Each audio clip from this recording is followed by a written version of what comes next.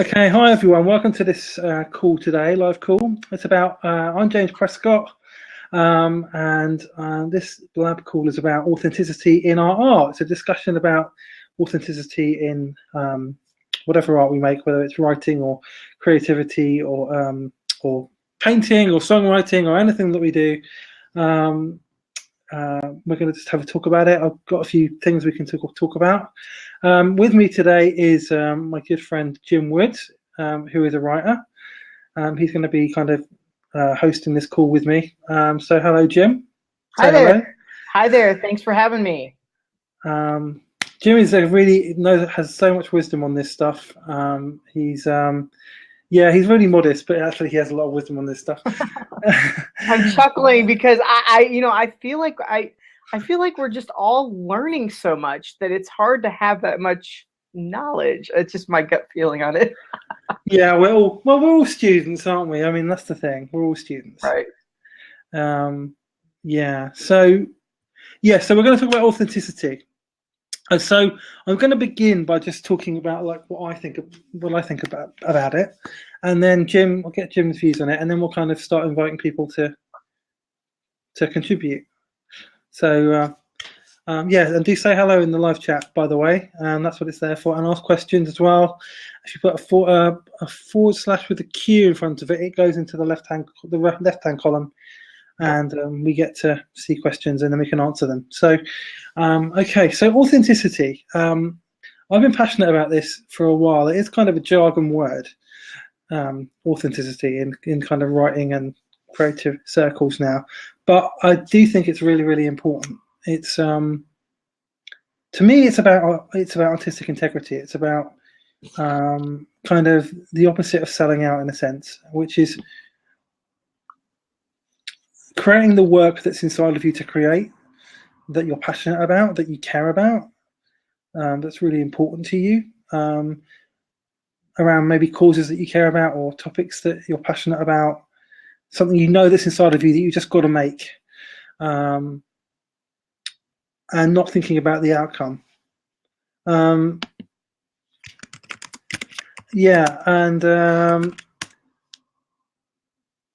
what it is. And it's surrendering the outcome. It's not about the result. So when you have artistic integrity and you're being authentic, it's about saying, I'm going to make this work, whatever the result is. And there is that conflict between artistic integrity and marketing and promoting your work, which we're going to talk about.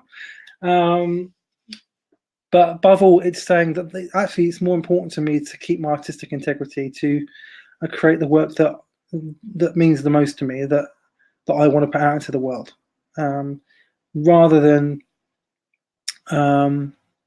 just saying I'm going to find out what people want and then make that, because it'll sell loads, or get me loads of subscribers, or get me loads of followers, or whatever, or make me a load of money, or a big status. So that's what authenticity kind of basically is to me. I mean, what do you think, Jem? I think it's such a big topic. And the question really for me is, what angle do you want to take on it? And you hit on so many great topics in that, James. And I know you and I agree a lot on this, but the question really is, what is your end goal? You know what I'm saying by that? I mean, what is your end goal? And if your end goal is to have a business, you have to consider, the products have to sell. Otherwise, you're not going to have a profitable business.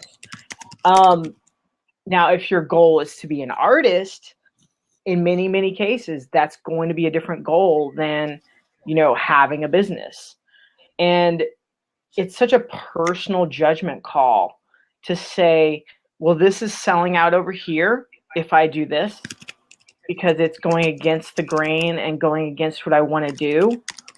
Or, I think the answer on a lot of this, James, is truly it depends. And it depends on your own personality, your own strengths and weaknesses. There are not that many blanket statements that we can make for authenticity, other than being true to yourself and true to your art. the whole connection, that interaction between business and art, it seems like that's a consistent challenge for anyone who is an artist that's also, has a business. And I mean, I feel like I have that interaction myself where a lot of my art, my personal art, I have to set different goals completely than I do when I have like my writing business. And I've kind of separated the two, in all honesty, at least at this stage of my life, where nonfiction is my career, my business, if you will. And then my fiction is my art that I feel, that's just in a different place. And that it's nice having that separation, but I can absolutely see where it gets really fuzzy really quick when you start attaching dollar signs to, both sides of the equation. And that's where this passion and, hobby and all these other things, and dream and all these different, pursuits, it's definitely a challenge. And I'm glad we're having this discussion. I don't think we're necessarily going to have these, concrete answers from this, and that's okay. It's just getting the decision process going, and, getting the discussion going in your mind. Yeah, I agree totally. Absolutely. There's no kind of final answer. To get influence, is it necessary to send a product? Okay, good. We've got a question, and we're going to look at that in a minute. Yeah, we will answer that, definitely. So keep putting those questions in, because we will definitely be answering those. The first real big thing, and I already touched on it a little bit, was this conflict of, and I know that you kind of touched on it as well, this conflict of, okay, this is art that I want to make, but I'm gonna have to, even if we're not making money from it, we want to promote it. We want to get it out to people. We want people to see it and engage. Sure. Even if you're not making a living out of it, even if it's not your day job or whatever, like when I release a podcast or a blog post or whatever, I want to promote it. I want people to read it. So there's that. But I've often struggled with marketing and promoting because I feel guilty for manipulating people, and I don't want to manipulate people. I don't want to deceive people. I don't want to make false promises to people. I want to have integrity, and it's really important that we do that. But there has to be a way that we can promote our work and market our work with integrity. And I think, because I don't think it's wrong to promote your work if it's if you want to share it with people. I think that's a good thing. Just how you do it, which is really important. Yeah, no, absolutely. A lot of it is in your approach. And again, what you do might offend other people. You are not always going to please everyone. We're in a unique situation today with technology.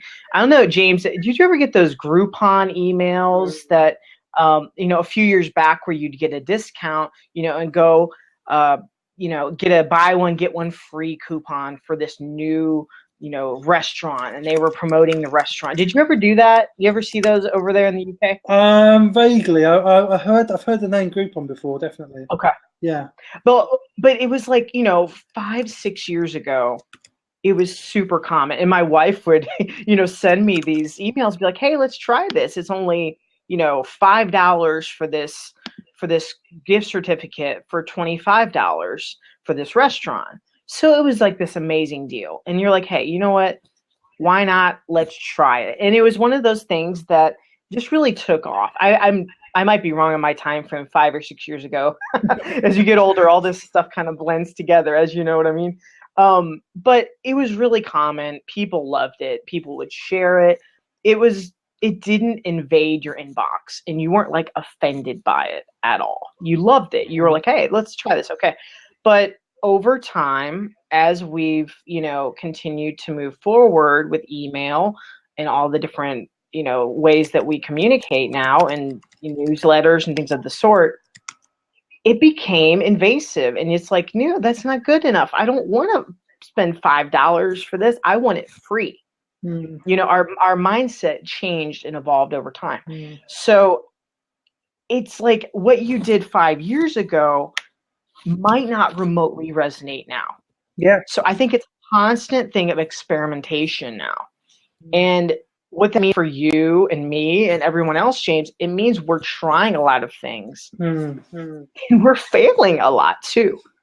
You know, and we are. And that's the thing with promotion. So you can't copy and paste the Groupon formula and try it now in 2016.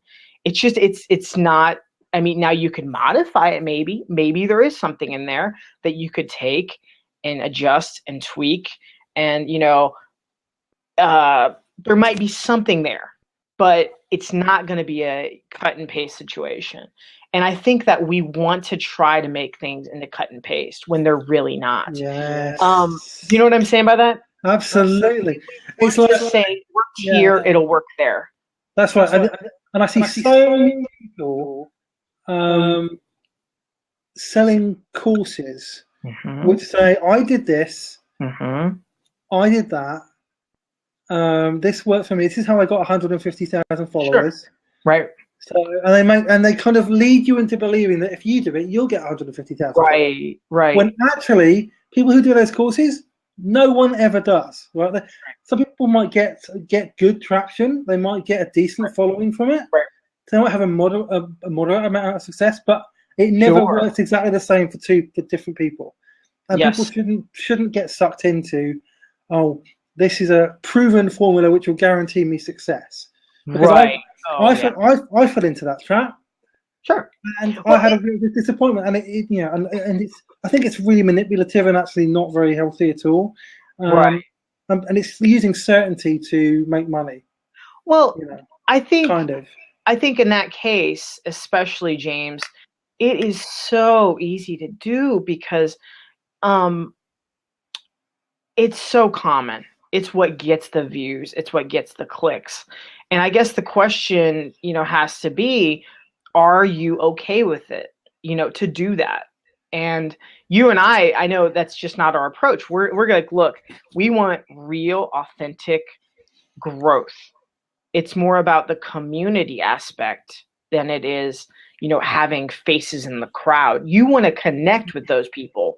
You want to have interaction, authentic conversation versus, you know, having a faceless crowd where it's just not as personal. And I think that's the key, James, for you and me and many others, you know, that feel the same way. You want personal interaction, not just interaction. And that's a very distinct line to draw. Like, look, I am not about, you know, having the big masses. I am about having the smaller, authentic community. And that's part of your strength. And so many can view it as a weakness, but that's really a strength. So I think that, you know, that personal, authentic interaction and connection, you're talking slow growth. If you're not talking slow growth, you're fooling yourself, in all honesty. And we are fooling ourselves when we want to say, well, this over here was really successful. This over here, you know, had the big numbers attached to it. Whereas, you know, look at us right now, James. We're talking to 5 other individuals on Blab, and honestly, I think we're probably going to get more out of this than we would, you know, doing a lot of other things, because that's how we're wired. And that's a big part of this, knowing how you're wired, knowing, you know, reaching that level of self-awareness is very, very rare, in my humble opinion, because most people are going to go and say, look, I want the money, I want the fame, I want the numbers. And I'm not saying that all people have that approach. I mean, some people might be very authentic at their core and their message just spreads and carries. And I'm not trying to sound remotely jealous of that, because I can't judge the hearts of many others. But, you know, if you're going to just come in and not think about it and not be really honest and sincere about it, it sure is very tempting, you know, to click on these things that, you know, promise big promises that are absolutely unattainable for 99.99% of the people who do it. Mm. Yeah, one more thing, and then we'll get into questions, because I know that Annie's got a couple of questions. So, Sure. Annie, we're gonna in a minute. We're gonna have you probably about 5-10 minutes. We'll have you call in, and you can ask those 2 questions you've got That'd be and great. contribute. So we'll do that in a minute. So be ready for that. And I'll tell you when you can call in. So, but before that, just one thing about vulnerability and authenticity, because like true, I mean, if you've ever read Brene Brown, you'll know a bit about this. But vulnerability is kind of the birthplace of creativity, because when you know that you're enough, when you know that you belong, that you're lovable, that you're choosable as you are, that your identity or security isn't tied to what you do or your relationships or anything like that. Then there's less fear, and you can go out and risk and create, So that's where creativity can come from. But at the same time, I would say that there have to be boundaries. There have to be boundaries. Yes, absolutely. You have to have healthy boundaries, because you can't just. And I've actually written a blog post about this as well. It's where you have to say, okay, I'm not going to give. You don't have to give every single detail about your life out to people. Right. Vulnerable, like being vulnerable, is not telling them everything about everything you've ever done, Right. and all your deepest, darkest secrets and most intimate things that you've done. That's not being. That's not being vulnerable. That's just Vulgar. that's just inappropriate. But Yeah, exactly. Being vulnerable is being honest and having integrity and being real with people, and not no bullshitting. And it's okay to have healthy boundaries, but but being vulnerable is just sharing your heart and not holding anything back, and not setting boundaries or not setting restrictions on what you say in terms of truth, or covering over the truth for the sake of it. But there are things that that shouldn't be shared publicly. Sure. But you can talk about how you're feeling and what's going on. Right. Perfectly fine, and be honest and be real and be raw, and that's fine. That's great. So there's those. I think those healthy boundaries are really important. Right. No, absolutely. I think a lot of it too, James, is what medium, what specific place are you sharing these things? Are you sharing it in real life with a group of friends that you've known? Is it with your smaller group at church? Is it an online group? Where is it that you're sharing this? Because we need support, we need encouragement. Let's face it, as artists, as creatives, our mental health is it's the most important thing in our creative lives. Our mental health, our mental state of mind. There's no doubt that depression and many challenges, they're tied uniquely with artistry. I mean, we can't ignore that. So I think that to be a mentally healthy person, we probably do need to be sharing these things, but is it in the right place? Is it at the right time? Are you treating your blog as a personal diary that really shouldn't be shared publicly? And I think that some folks kind of lean that direction. Maybe it's by accident. Maybe it's out of loneliness. Maybe they don't have the support in their life there, to share these things. And I think that's a really sad situation there, because it's like, look, they're really reaching out for help. Or maybe I don't know. I can't judge that. But in some situations that could be the case. Yeah, absolutely. And art can be very much therapy, can't it? It can be very much healing and restorative, and get stuff out, doesn't it? Absolutely. Oh, absolutely. And I think all of us are artists. I think we're all creative, because as children, we all, we go crazy with the crayons on the paper, and it just over time, whether or not we want to still remain childlike and vulnerable. Do we want to be a creator or a consumer?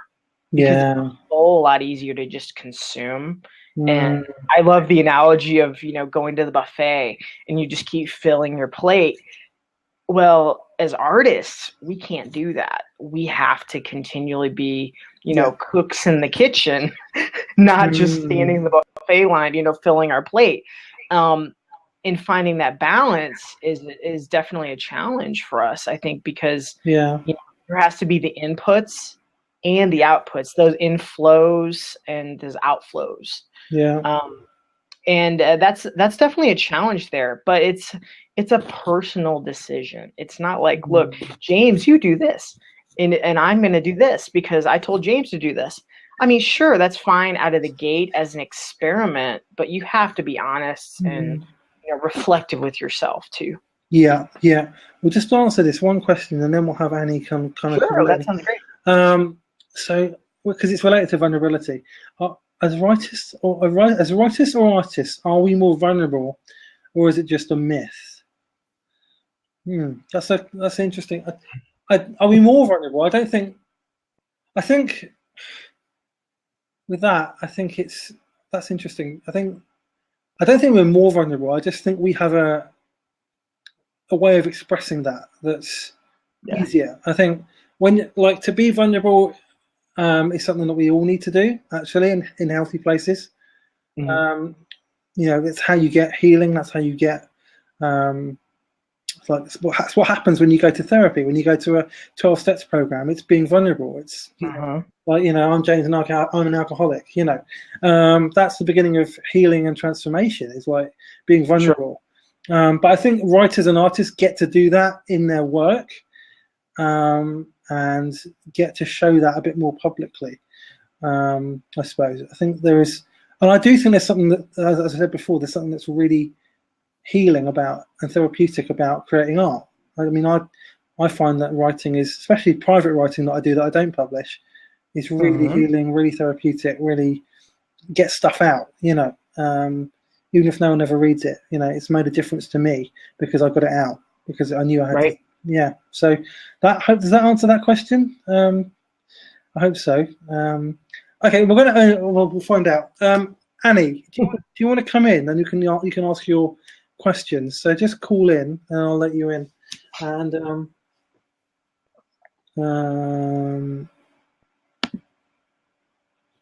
yeah, there we go. Let's let you in. Okay, this is exciting. Oh, hello. Hello. I'm so happy to see your faces, guys. James, thank you. Thanks for joining us. Oh yeah, it's really great to have you. Yeah, thanks for calling in. Are you calling Jim from US or UK? Yeah, I'm in the US. I'm overseas here. It's morning. I can understand you better, you know. And James, you are really a challenge for me. Oh, I'm in London, so yeah. Because of the accent here. Yeah. Okay. Yeah. So let's just ask you. Let's go through you had a couple of questions that you had earlier, so we'll just go through those. You can unpack those a little bit. So the first one was, what was the first one? I think we've got it up there, but just kind of repeat it and unpack it. To get influence, is it necessary to send a product? And I explained, Jim, about that it's about, in fact, building a platform and audience.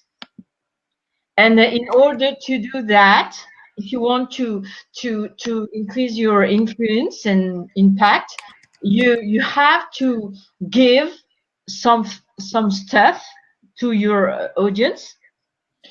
But sometimes it takes more time to make things, to write things, to give people than to focus on your own production, you know, and your own goal, what's matter the most. So how can we balance that in our daily life, production as a writer, production, and also all this stuff we have to give in order to attract people, you know.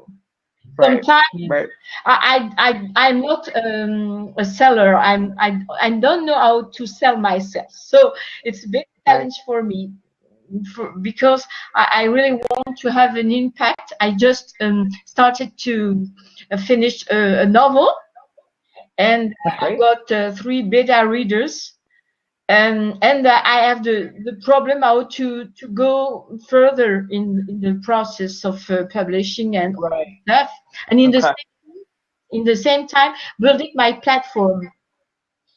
Right. And that's a great question, Annie, and I'm so glad you asked it. Because you're doing a novel, it's a unique challenge. It's not like a nonfiction platform where it's more, blogging based.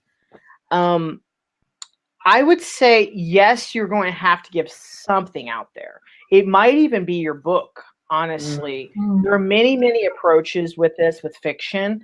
And I don't think there's just one way to do it. I honestly, I'm facing the same challenge because I'm writing a couple novels, and it's just such a unique challenge to get readers. People are not searching for a solution, and finding you. You have to be the promoter, the publisher, essentially, telling others what your book is about. It's a little more of a self-promotional place than you're used to, and then you're probably going to like, honestly. Just a few things I would try, or at least I would consider trying in this. You could blog your novel, share it one chapter at a time. Like one chapter is a blog post. You could release what I would call the DVD extras. I'm putting quotes around it.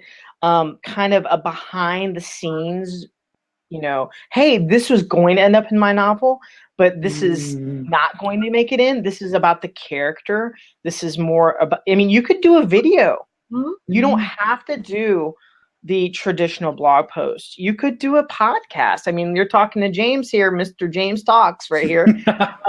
And he has a great show about it, kind of giving behind the scenes look at it.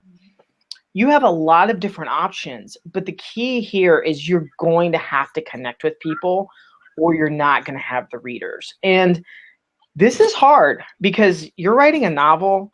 You're in the process of editing. You're thinking a lot of the same things I'm thinking. It's like, well, what about my plot holes? What about my next novel? What about the story arc? Does it include, a MacGuffin in the story? Yes, that's a crazy term. James probably knows. Oh, no, yeah. It's like, are you including all these? You're thinking completely different. So I would just encourage you, pick something natural. Don't force yourself to say, okay, well, I have to do a newsletter, and I have to do a free ebook, and I have to do all of these things that these nonfiction folks are doing. What you need to do is say, okay, this is a natural fit for me, talking about some of the topics in my book, maybe. Doing a few videos. Putting them on YouTube is kind of an easy option, in my opinion, because you can put it on your site. You can put it on, Facebook. You can leave it on YouTube. You could talk about just the process of doing your novel. And get others on board. The catch with that, though, Annie, would be if you're doing like a romance novel, you might not get the right audience. You might just get a bunch of other writers that, you know what I'm saying? It might be not necessarily the right exact audience, but still, even then, if you connect, if they understand your voice, they like your approach, you could still, it might not be a great conversion rate is what I'm getting at, as far as like, but I wouldn't worry about that. I would kind of say, look, it's positive traction and keep adjusting as you go. Does that make sense? Yeah. I took notes about that. Excellent. Oh, that's awesome. Well, can I ask what your novel is about? That might help me gauge. So it's at first sight it's like a romance, and you can call it, James. It's a love story, But okay. With but it's also as an initiatic book, because it deals with the problems of a woman, and she falls in love with her friend, a love she had in her youth, confronting issues with her husband, but it's also very autobiographic, you know. Okay. So just there is perhaps 50% of the book which is from my experience. So Right. I gave really from my depths, you know, and right. I got you. I got you. And at the end, so the focus is on the women who have sentimental issues, who are dealing with their identity as women. But I don't want to do a religious book. So Right. the three first part, we don't deal with God or lot of spiritual issue, but then coming progressively, it's a process, you know. And right. In the last quarter, I give some answers to this identity quest to Christ and forgiveness process and all this stuff. And so at the end, I wanted to do an open end in order to perhaps write something after that, you know, which is more centered on spiritual stuff, because the characters they are changing, and so they are just at the beginning of their new life in the end of the novel, you know. That. Okay. Sounds good. Yeah, it sounds really good. I think, Annie, this is such a personal project for you. Yeah. You're really putting yourself out there. Yeah. I think that you could use some other writers to really help you kind of hone this, support this. It's so personal that you might have parts in there that are absolutely essential to your story, but might not be for the romance novel. Yeah, that's true. That's true. I'm just thinking from that kind of outside perspective, because if I were to tell my own personal story, some parts are going to weigh at me more than would for an outside reader. Yeah.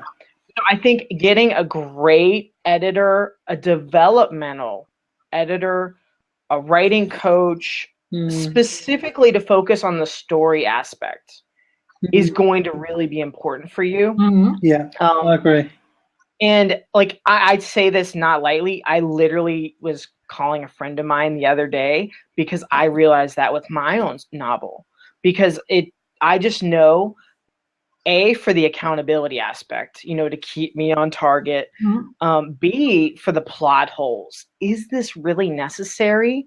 Or, you know, is this just kind of in there because it's sentimental? Because to have a great story, you're going to really have to cut deep at points and be like, but I love this part, but it doesn't fit. Yeah. And that is I literally had to ditch the first part of my book. And I loved it. It was like the hook. That was the main part that even started the story for me. And I had to cut it. And I'm like, well, the good news is I can probably use it somewhere later. It doesn't mean goodbye forever. I'm not saying bye-bye forever to this part, because I like it. I know I want to use it somewhere. So I would encourage you, Annie, to get that where I see that problem almost arising before it happens for you, because it's such a personal story. And I mean, all fiction is based on reality to an extent. But when you say that, I think that might make it, that almost is a barrier for your marketing, because if people reject your story, it feels like they're going to reject you. Yeah. I think, it's really important to get another voice. To get another voice out into your I got one. Hearing your story. One of my friends, and she wrote. We took 3 days just to read, and she has a very good level because she is a PhD in university as French. So she has a good vision as professional. But in fact, she said the 5 last chapters no, you have to rewrite them. The problem is, I don't know, because she was so in a period of emotional. She was very emotional, and I think that these 5 chapters was like she was reacting personally to her own personal issues. And it was like she had there was a twist, you know, a change, very, very brutal. She made she had an opinion, and we made correction in the. But the 5 last chapters, I can't imagine it was a professional vision, because it was so emotional. And she said, no, it's not good, but she didn't read at the till the end, you know. She said, no, it's not good. Your reader, they won't follow you. They will close now. I think that's why it's important to get an external voice who's it's good to get an external voice who's outside of, like, I mean, like a pro, you know, like someone who's an experienced editor who's read this stuff, lots of stuff like this, with romance novels specifically, because that's very unique. Yeah, exactly, that's what you need. Very, it's not like know how to connect with the French authors.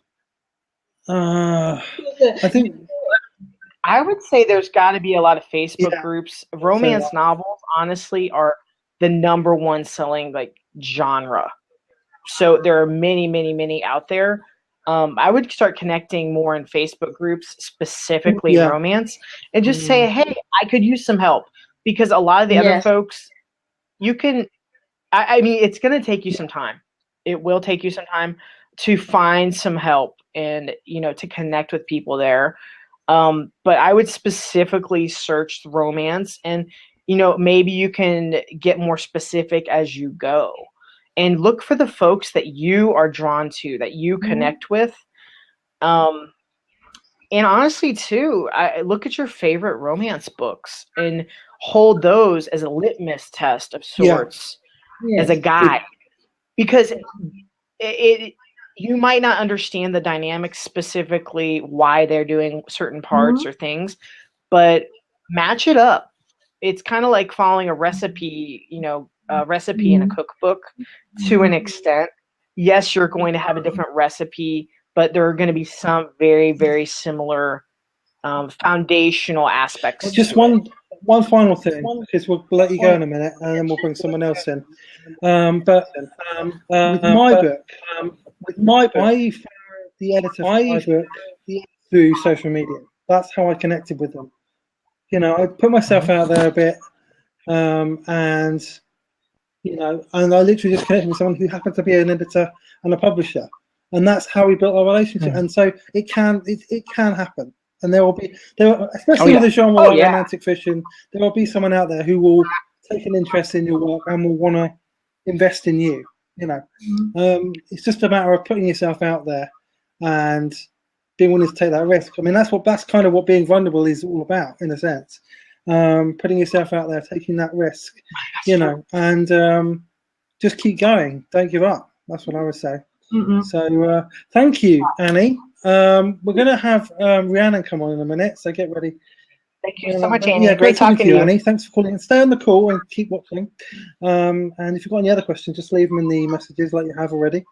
So I'll kind of let you leave the call now, and then get Rhiannon to call in, and she can ask some questions.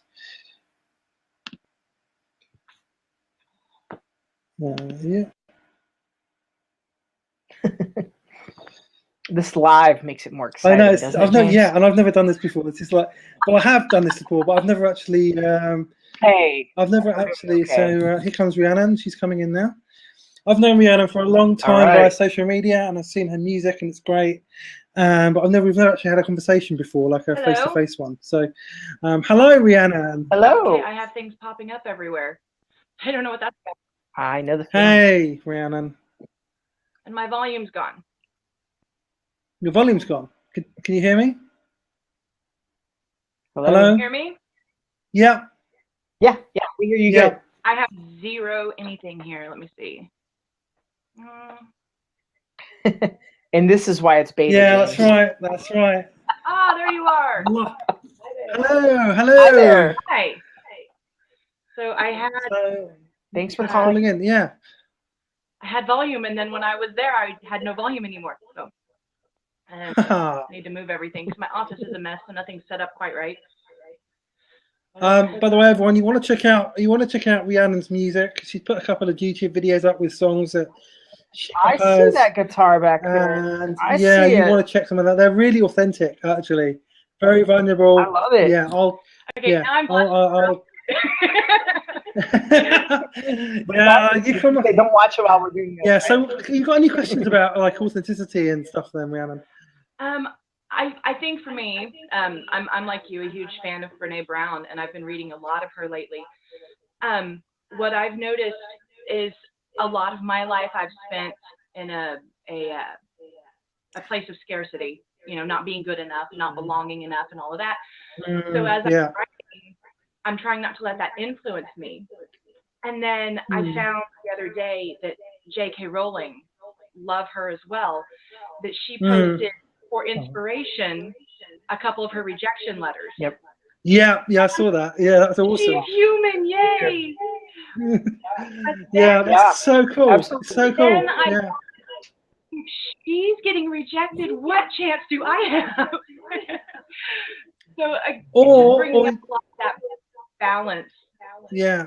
Or you could turn it around saying, if she got rejected that many times, that means there's hope for me. I could get rejected that many times and I could end up still, doing as well as she did.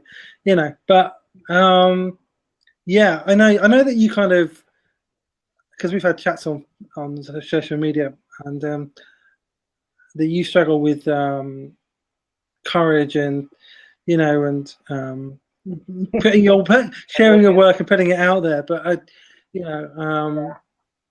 it is that is really important, just to keep going. I think that's a really important thing, because it's not about, I've had writers come to me and say, "Oh, I want to give up because I'm not making any money from my work." It's like I just want to say, like, don't let that stop you. Just keep going, keep putting stuff out there, because if it's what you want to make, if it's something that's in you that you need to create and to share, just do it, and don't worry about the outcome. We can't control the outcome of our work. We can't control whether people will like it. And you know what? If you put stuff out there, there will be people who don't like it, like whatever it is. Definitely. Whether it's a book or whether it's like a book or music or film or anything, there'll be people who don't like it. So even the most popular books around, most popular films, have people who don't like them. Nobody, there's not one film or not one bit of music that every single person in the world likes. So and it's not. We can't take it personally. But what you can ask a question, Rhiannon, or you got him fired up, man. He's all fired up, man. Sorry, yeah, I got going. Question, but it just I guess when I discover something like this, it's like, okay, I'm afraid to put myself out there because I'm afraid of failing, but at the same time, I know that my voice has value. The stories I'm coming up with have a purpose. Is there a place you go for encouragement?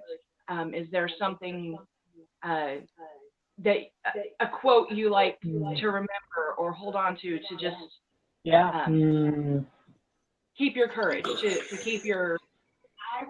I will share something vulnerable with you here, Rhiannon, that I have on my wall. This is not my office. This is actually, I'm at my in-laws' house. This is not my office. But I have a quote that I hung up on my wall. And it sounds really arrogant. Like I wouldn't share it on Instagram. But I have it, and I said, you're a great writer. Now act like it. And every time I see that, it's like it's gasoline on the fire. Yeah.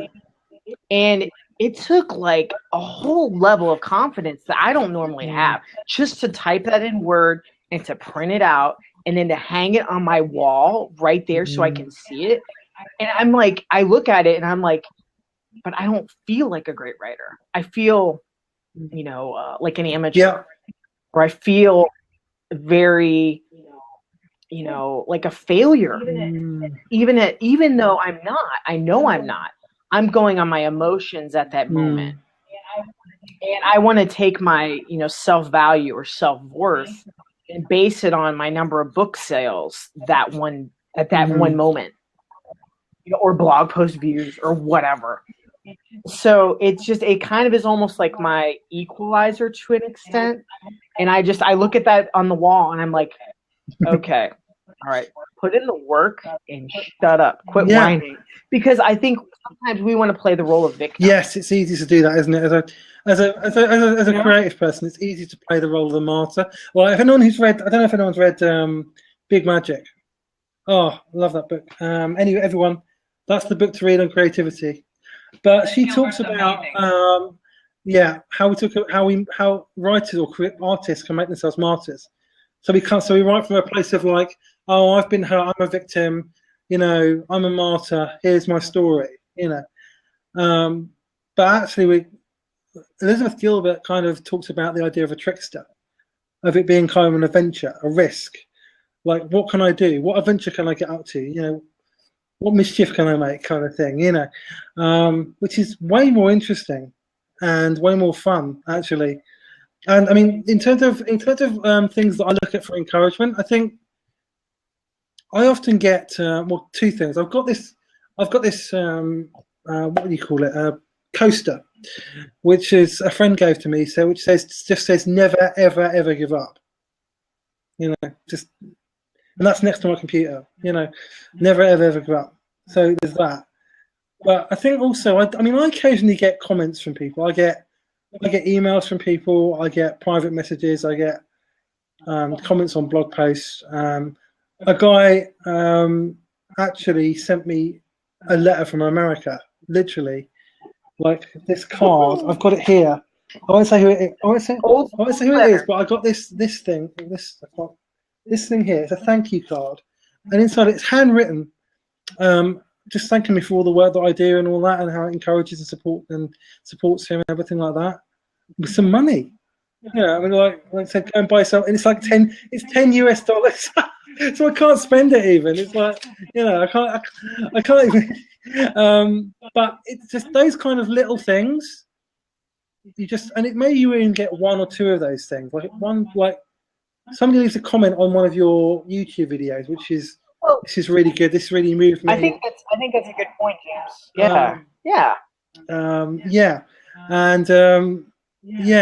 So little things like that. Say every little bit of encouragement you get from somebody, save it, keep it, remember it. Don't let go of it. Like, take a photo of it or something, or on your phone. Because those comments make it all worthwhile. One of those comments can make it all worthwhile. Literally, you think, okay, I did my job. That was worth doing just for that one comment. Right. And literally, if you approach it like that, the feeling you get when you read those comments, just unbelievable. Like I just I feel a bit awkward because I'm not very good with compliments. He's getting fired up again here. Look out. But I just those little words of encouragement make all the difference. So look for those. Yeah, obviously we know he's a words of affirmation guy. That's your love language, James. Words of affirmation. So that makes sense. Absolutely. Yeah. I think it's right. Rhiannon, I think it's sometimes called a praise file, and it's just helpful. Even if you don't have that, even just having write down nice things people have said, not necessarily writing related or related to your art. Even something as simple as, hey, you've got a great smile. Hey, it was great talking to you. Little things like that can really add up. Because let's face it, a lot of this is knowing that you're making a difference. Yeah. Is what it really is doing. Yeah. absolutely. So yeah, get that file and make sure you keep it, and don't forget it. I just messaged James, right? you just messaged me, have you? Message James. I'm gonna look at my emails now to see if I've got a message from him. Yeah, I mean, that's something I did. One of my first ebooks was about encouragement, because I really believe in it, and I think it's important that we build each other up. Because it does make one little word can make all the difference. You wouldn't believe the power of that. Agreed. And we all have low points. Like we all want. Well, even this week, I was talking to somebody about this earlier. I had a really low point this week where I thought, I'm a crap writer, and I should just just give up. I'm rubbish, and what's the point? Yep. And I literally wrote something, an email that I didn't send. I never sent it, but I wrote it because I had to get the stuff out. Because I was just having a really bad day. Like, everything was just getting on top of me, but then I got over it, and I'm a lot better now. But we all have that. It's not, if you feel like that, you're not alone. If you ever feel like that, you're not alone, because pretty much every creative person feels like that. No matter how together they seem on the surface, there's nobody who has it all together. I mean, I don't believe that at all. Everyone is a bit of a mess underneath the surface. We're all a bit crazy. Some people like to pretend that they're not, but they actually are. And that's it. Now, I have a question for Rhiannon here. You're a writer, a musician. Do you do anything else too? Apparently, I've been informed that I can sketch, but I've done like one sketch in several years, so I don't know. My brother's book. I don't know. You're not sure what to do with that, right? You're like, really? Because I have a passion for breakfast foods, and that's true. But then as that, I'll burn every omelet I touch for weeks. Well, one thing I was thinking though, Rhiannon, I mean, I play music as well. Not really seriously as much anymore, but the more, artistic passions you have, in many cases, that means you just have more to express. You feel more. Your emotional level is going to be at a higher point. So it makes sense by that nature that you're going to feel things deeper. You're not going to be I'm a little paranoid right now and a little scared that, like, when I put out my novel, what if I get the negative reviews? And I'm like, I put so much work into this. I'm like, ooh, that's really going to hurt, because this is like, telling me my baby's ugly, so to speak, or something of that nature, where it's like, ooh, this is really going to sting even more than when I did this over here and I just put half my heart into it, or just a portion, of my guts into it. And I think there's something to be said here where it's normal. The more passions you have, it's like you're feeling things deeper. And you have to consider that with this conversation of vulnerability. You're going to be more vulnerable. And I know the term multi-pod or multi-potentiale, or just having a lot of interests, is getting more and more common. I think that a lot of us are not getting as much personal interaction, so we're online more, and it's like it's coming to the surface more, and we're creating more too. So it's kind of like you can see how all this kind of works together. Yeah, absolutely. I mean, I've come onto this idea recently as well, because it's, I started a podcast about 6 months ago, and I never thought I'd start a podcast. Never. I thought I'm a blogger, I'm a writer, that's what I do, but actually I turned out I actually really love podcasting more than I love blogging, actually, I must admit. Because you get to talk to loads of interesting people. I had Rob Bell on this week. That was really awesome. And you're gonna hate me. I still haven't had this minute to sit down and listen to that. But there's a great conversation about burritos. Yes. I love burritos. And the promised land, burritos in the promised land. I should have called the episode "Burritos in the Promised Land," shouldn't There you I? go. That would have been the best title ever. Yeah, but actually, in that episode, he talks a lot about authenticity and integrity, artistic integrity, and stuff. And so I definitely take a listen to that. After Sunday night, my whole next week is boring. I have so many podcasts and blogs to catch up on.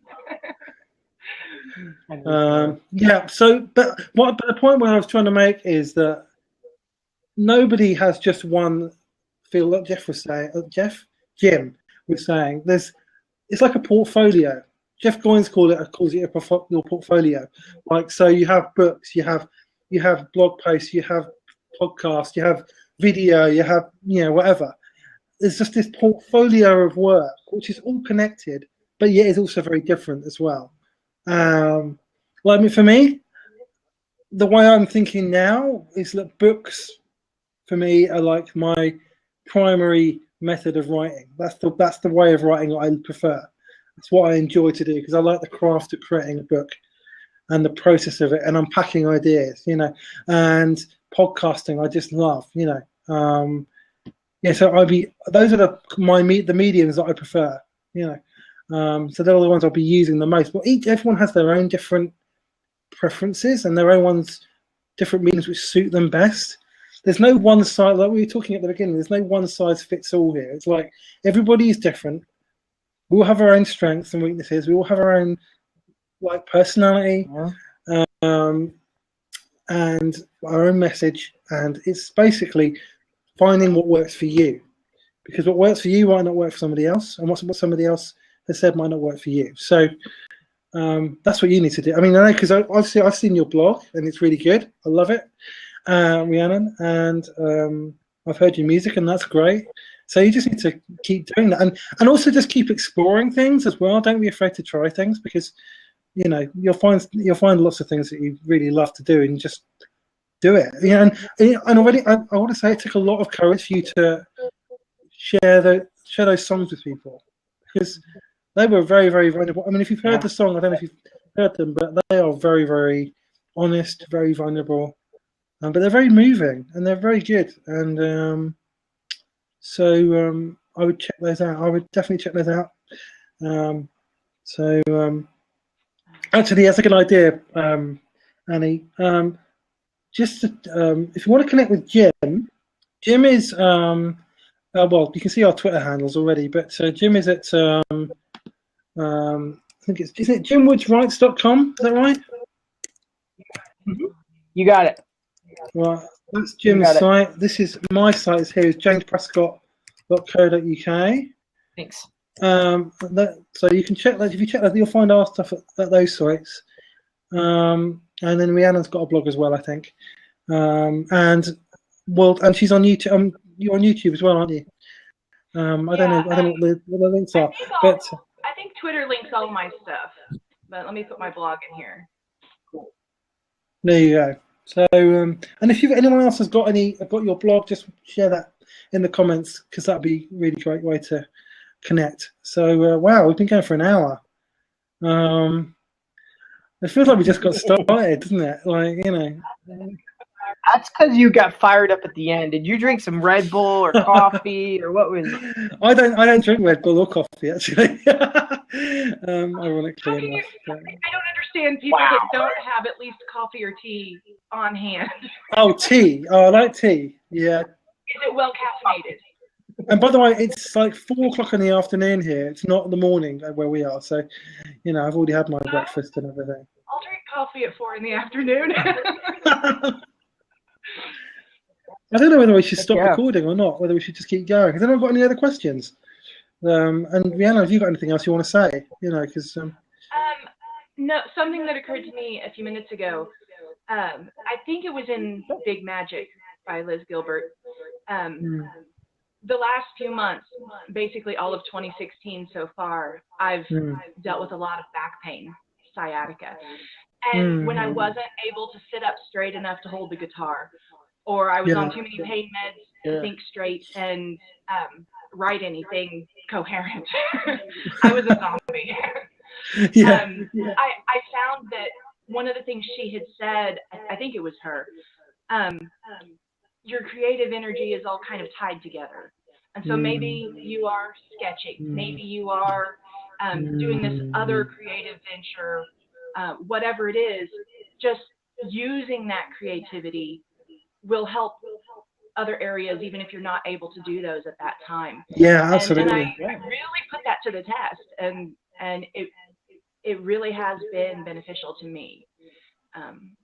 It doesn't feel very authentic when all you're capable of doing that day is maybe doodling in an adult coloring book kind of thing.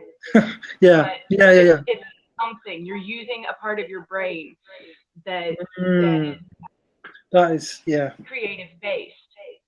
Yeah. I mean, I've got an example of that actually. My friend of mine is an art teacher, and she was trying something out she was going to use for her class with drawing and closing your eyes and drawing. So I had a pencil, an art pencil, and a bit of paper, closed my eyes and just drew like this, and whatever came out. And I can't tell you, it unlocked something inside of me creatively. It was unbelievable.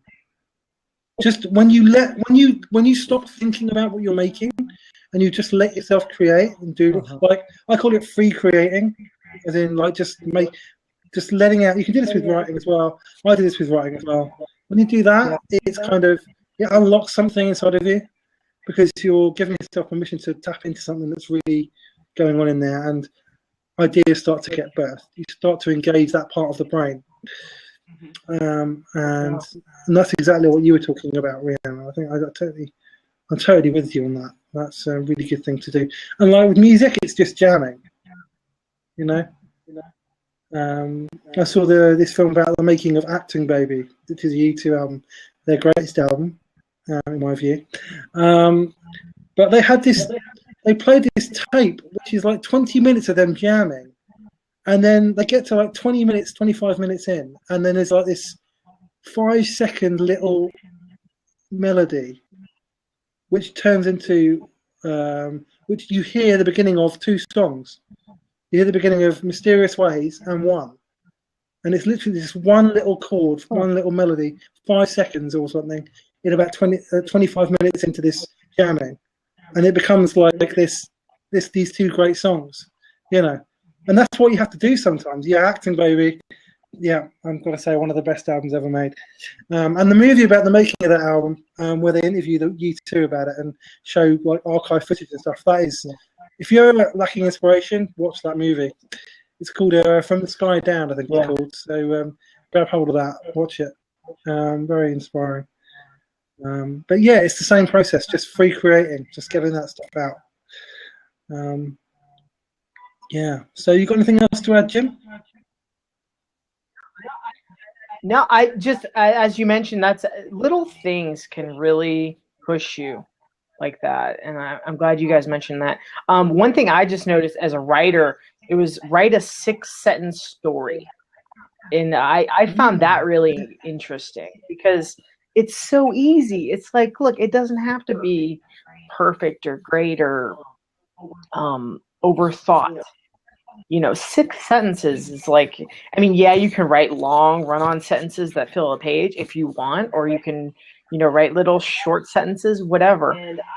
And I did that, and I was actually pleased with the result. I was like, this is solid. It feels good to finish something, doesn't it? Just to finish. And that's what builds confidence too. I think that's why I focus more on poetry and songs lately, because I can finish those. It might be a few hours, it might be a few days, but it's a lot less intimidating than the novel or the script or. Trust me, I know. Because you don't. Perfectionism just gets thrown out the window, especially too, right? Because you're like, look, I just want to finish things, and I think that we need to be more focused and finishing, as opposed to all of these things that are undefined. when you set those definitions, those boundaries, you know, you can finish things. Whereas this social media platform building stuff, you can spend a lifetime and not even finish anything. Yeah, absolutely. Yeah. You know, and that's the challenge we're really facing. Yeah, I agree. I completely agree with that. The perfectionism thing is a myth. You know, I mean, I know a lot of people who are perfectionists and they don't understand this idea that I just want to make my work better, and that's why I'm a perfectionist. Well, yeah, but you'll never get it done because it will never be enough. That's the myth that what I kind of told you is that one day it'll be enough, one day it'll be perfect, one day it'll be complete, and that's not actually true. It's the ultimate lie, isn't it, James? It's the ultimate rationalized lie. Like, you can argue with yourself, and I think of just so many examples where that happens, and you know what? It essentially actually makes it worse. Oh yeah. When you do that, like over an extended period of time. I mean, with a book, like I've talked to people about this. My book that I'm about to publish, it's on its 4th, 5th, 6th draft. I was going to say at least 5th, and it's but not. I know. It will never be finished. You know, I can always improve it. I could still probably improve it now. But at some point, you've just got to say, right, I've done all I can. I'm going to just let this go into the world. You know, and maybe at some point in the future, I'll update it and improve it and release another version of it. And you can do that. But right now, this is as done as I can do it, and I'm going to put it out there. And that's what you have to do. And that applies to all forms of creativity, like whether it's a song or a blog post or a video or film or whatever. You just have to say, right, at some point, I'm just going to let this go. And again, surrender the outcome, because, because it's not up to you, and it doesn't define who you are. It doesn't define your value, what the outcome is, you know. Albert Einstein said, things should be made as simple as possible, but no simpler. And it's kind of like that. Things should be made as perfect as possible, but you reach a point, it's good enough. If you try to make it any better, you'll never actually get it out in the world, and that's the point. Yeah, it'll become like a burden, won't it? It'll become it'll just weigh you down. It defeats the purpose. Yeah. Perfectionism equals death. It basically kills the project. Yeah, exactly. Knowing when is good enough is like the secret to confidence. Mm-hmm. Because that's a real driver. Like, you have a gauge. You know, okay, this is good enough. This is like the finish line, if you will. At least for a project. Yeah. So I think the confidence is the real core issue with a lot of this stuff in the creative process. And then fear and perfectionism are just tied right in there like that. You know, they're just so close together. But the more you finish stuff, the more you can be confident in what you're doing. Yeah, that's right. That's why it's important to finish stuff and to share it. People often talk about shipping, you know, and shipping is basically publishing. It's basically putting it out, putting your songs out into the world. Rhiannon, recording them and putting them out there on YouTube. That was, you may look at them now and think, oh, I could have done that better. I could have done that better. But actually, you finished it. You put it out there, and that's enough. And you may think that something is it's just not that good, and then you put it out there, and that hits a chord with someone. That work really resonates with someone, and something else that you've slaved over and you think is just really awesome, and it doesn't reach anybody. You know, you just have to find a moment where you're at peace with how good something is, and you just do it because it needs to be done. Yeah, that's right. And you really have to let go of, because if you're thinking of what other people are thinking, even on a subconscious level, when you're creating, it actually impacts the work. You know, 2 or 3 years ago, I went through this phase where I didn't know it at the time, but I was subconsciously thinking of what people would think of it. when it was published while I was writing it, and it was crap. The work I created when I did that was crap, you know, and it wasn't my best work at all, because I was letting what other people thought get in the way of the creative process. You know, so I was filtering my work through what I perceived other people would think, rather than just saying, this is what I've got to share, and this is what I'm going to put out into the world. And that's what we all need to do, just to not allow external voices to affect our creativity. You know, I think it's really good. It affects our authenticity. Absolutely. If I'm trying Absolutely. to say what will get this reaction from someone, that changes my story. Yeah. Might negate millions of reactions down the road that, I mean, God made us with our story for a reason. Absolutely. So if my calling is this path and to relate this story to someone, instead I lie about it, or I tweak it for a certain reaction, that ruins my authenticity. It ruins the purpose God gave me. Yeah, and this is why I always say it's important to have a group of people, and Brene Brown actually touches on this too, a group of people who will tell you the truth no matter what. You know, and I was lucky because I had a group of friends who have done that and do that, and they told me when my writing was lacking integrity. They told me, they said, this is not your best work. This is not authentic. You need to do something about this, you know. And I took a break from publishing anything publicly and just wrote whatever, did the free writing thing for a few months, and it was the most creative part of my life, and it was so liberating, you know, not having to worry about the result. It allowed me to express myself creatively in ways that I've not been able to since I started publishing stuff again, because you're just not thinking about anybody else. You're just writing whatever's on your heart, and that's the most important thing, you know. Just don't think about the outcome, you know. Don't think about what people are going to think. Don't even let it filter your subconscious, you know. Just get it out, whatever it's going to be, and share it. And then whatever happens, and then if people don't like it, that's their problem. Yeah, you know, if people don't like it, that's actually their problem. It's not your problem. It really isn't. And I know that's easier said than done. And I do know that, because I still struggle with it now, even though I know this. It depends, yeah. It depends on the topic, depends on the timing. There are a lot of factors in there, but the more you're used to facing fear, the more you can do something with it. Yeah. And obviously, facing it's not the end. You have to still, you know, ship. You have to basically slay the dragon, so to speak. Not just face it and then run away.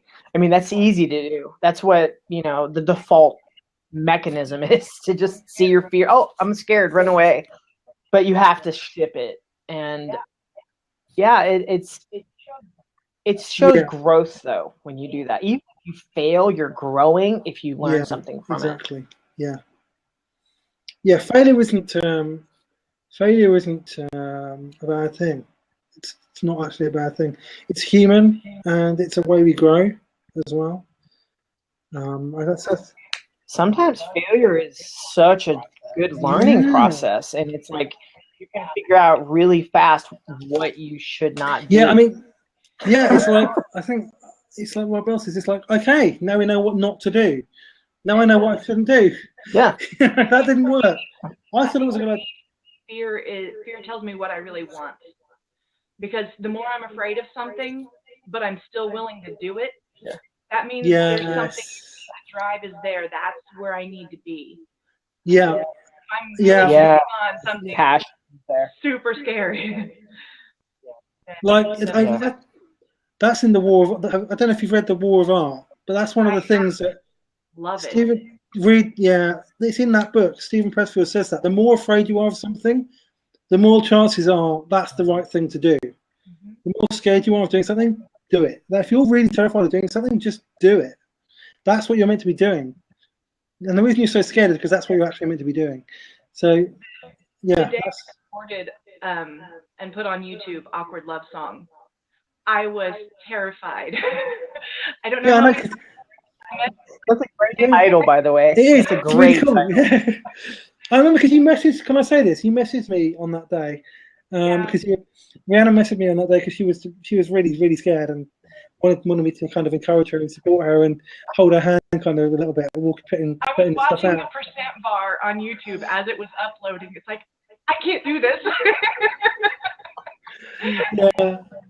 Abort. Yeah. So,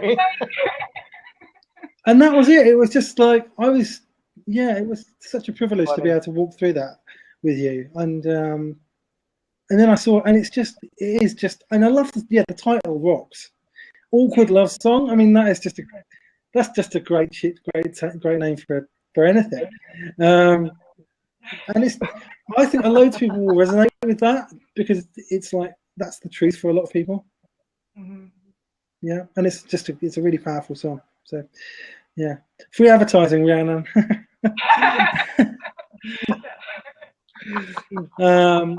Okay, we should probably. We've been going for nearly an hour and a half. So I don't actually know how to end these recordings, but okay. So has anyone got any more? Anyone in the chat got any more questions just before we finish? Because any more questions on this, and then we'll finish. But yeah. So thank you, both of you, and also Annie as well for contributing. It's been really. It's been fun. And we'll have to do another one of these. That's all right, no problem. Yeah, I think you've really, both you and Annie have really contributed. Actually, it's been really interesting discussion. So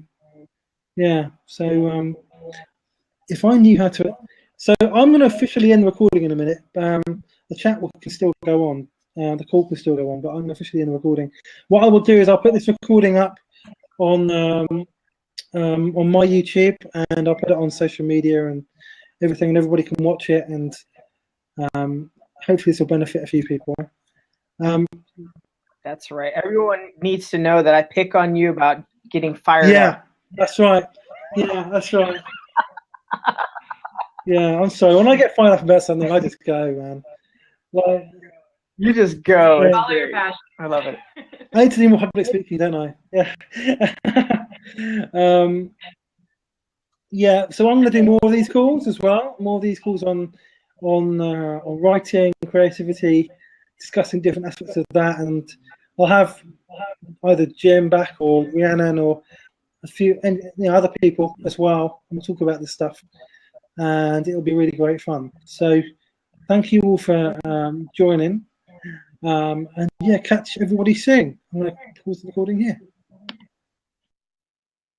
Okay, just a little bonus at the end. Jim, just tell us how people. Oh, we've got a problem with Rhiannon. Jim, just tell us how people can connect with you. There we go. You can connect with me just through my site or Twitter, Jim Woods Writes. Okay, that's great. And for me, you can connect with me on Twitter at James Prescott 77. Also on Instagram there as well.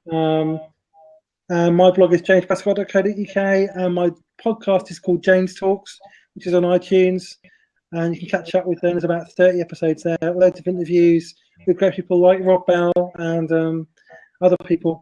So you can catch us all there. Rhiannon.